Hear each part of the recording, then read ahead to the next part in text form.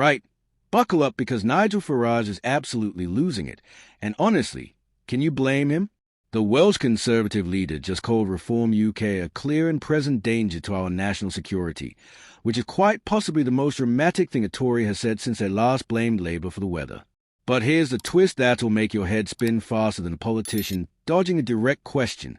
The Welsh Conservatives are saying this while they're literally about to get obliterated in the polls. We're talking potential wipeout territory. 6 seats. 6 out of 96.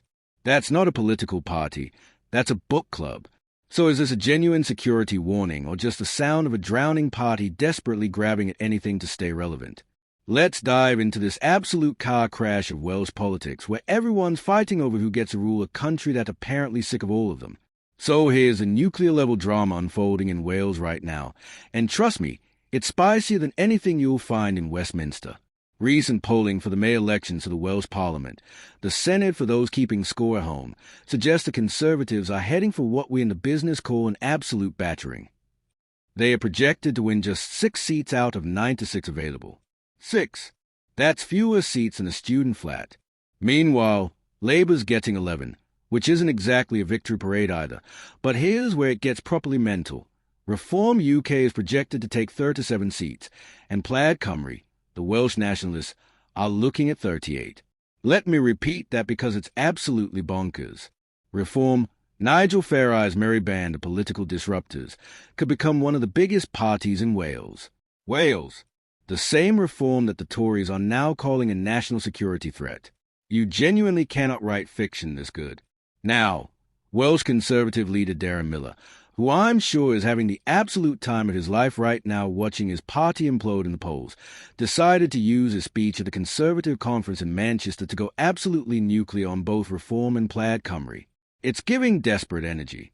It's giving my house is on fire, but let me tell you about my neighbour's messy garden. Millar's opening salvo is aimed at the possibility of a Plaid Labour coalition, which he describes with all the culinary flair of a disappointed food critic. Welsh Labour is hatching yet another stitch-up with Plaid to give us more of the same reheated, failed, nutrition-lacking, socialist fare that Wales is sick of eating, but this time with a side order of dangerous nationalism. I mean, points to the extended food metaphor, mate, but when you're sitting on 6 projected seats, maybe the voters are actually sick of your menu. But wait, because Millar's not done cooking, and now he's serving up some proper spicy accusations about Plaid Cymru. He claims they want to draw a slate curtain along the border with England, which is a reference that's somehow both clever and absolutely terrifying if you know your Cold War history. He's suggesting this could end the right to live, work, study and trade anywhere in the UK. So basically, he's painting Plaid as wanting to build a Welsh Berlin Wall, except made of slate because, Wales. It's dramatic. It's scary. It's also coming from a party that oversaw Brexit, which literally did end the right to live, work, and study freely across an entire continent. But let's not split hairs when we're having this much fun watching the chaos unfold. Now here's where things get properly juicy and why Farage is reportedly going absolutely mental.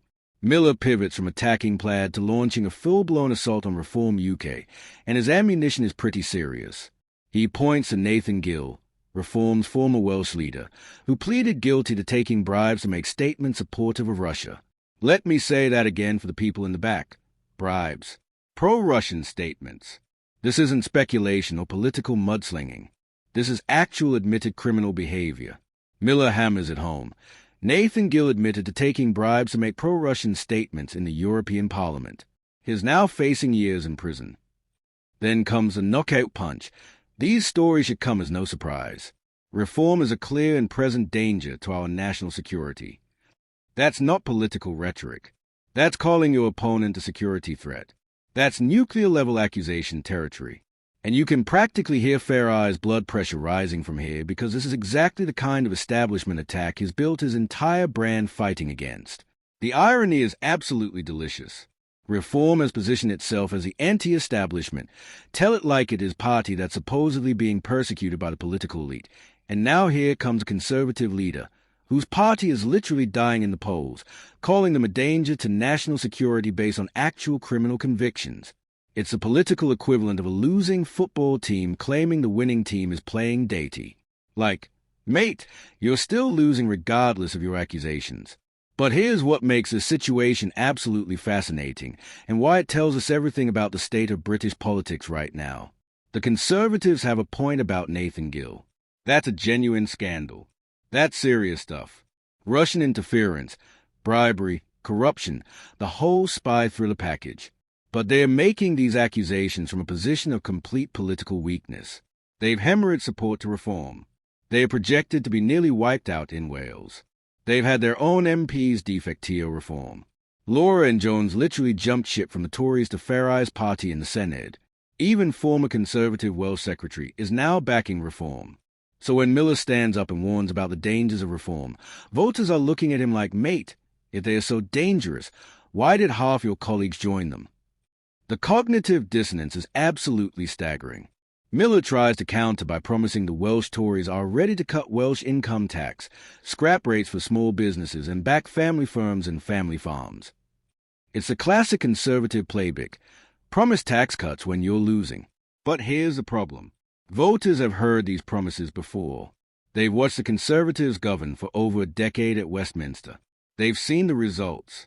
And now those same voters are apparently looking at reform in Plaid Cymru and thinking, you know what, let's try literally anything else. As one unnamed source brilliantly put it, that's why, in Wales and across the UK, voters are turning to reform. They are not turning to reform despite the controversies. They are turning to reform because they are so fed up with the established parties that they are willing to overlook the controversies. Thanks for watching UK Secrets. And remember, whether it's Westminster chaos or Welsh political earthquakes, we'll be here to break it down when everyone else is too polite to say what we're all thinking.